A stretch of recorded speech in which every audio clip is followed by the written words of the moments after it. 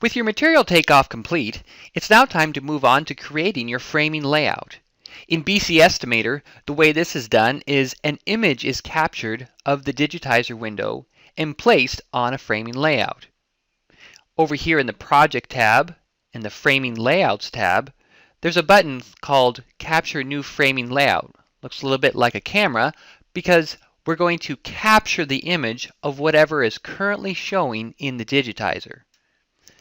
Before we capture that image, we'll want to come back to the digitizer and make sure that everything is set up the way that we want. As you prepare to create your framing layout, there are 4 items that you should review or address. First, visibility of your takeoff items. Second, the label position or overlaps on your page. Third, the page image visibility. And finally, the view of your framing materials. We'll start with the visibility of your takeoff items.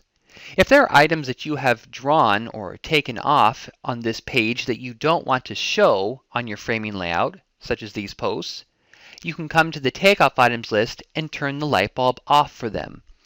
They won't show on the framing layout, and they won't show in the material list for that framing layout either, although they will continue to be a part of the material for the second floor framing when reports are run for the project. Secondly, we want to look at the overlapping labels that might be on the page. Here you can see we have a couple of labels that are colliding with each other because of how they've been automatically generated.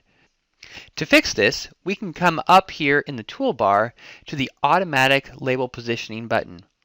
We'll click it and notice as we do how the labels are rearranged on the page to avoid the overlapping condition. If you're on a large project with a lot of labels, this can be an effective way of quickly resolving a lot of label conflicts. It should be noted, however, that clicking that button is a one-time action and may need to be repeated to refresh the page as you make changes or move to different pages. A third thing to consider is the page image visibility. This page is currently set to the darkest so you can see it quite clearly, but you can use the slider bar to adjust that intensity. Here it's all the way down to 0 and can't be seen.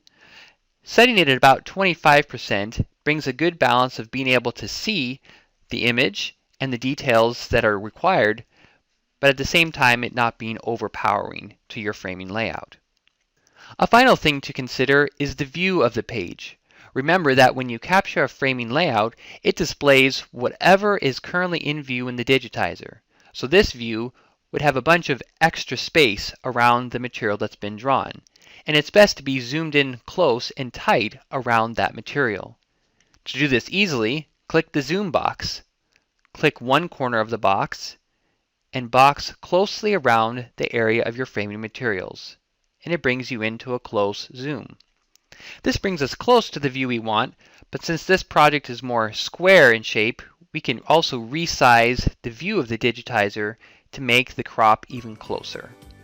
So now that we've considered the visibility of our items, the label positions, page visibility, and view of our page, we're ready to now go make our framing layout.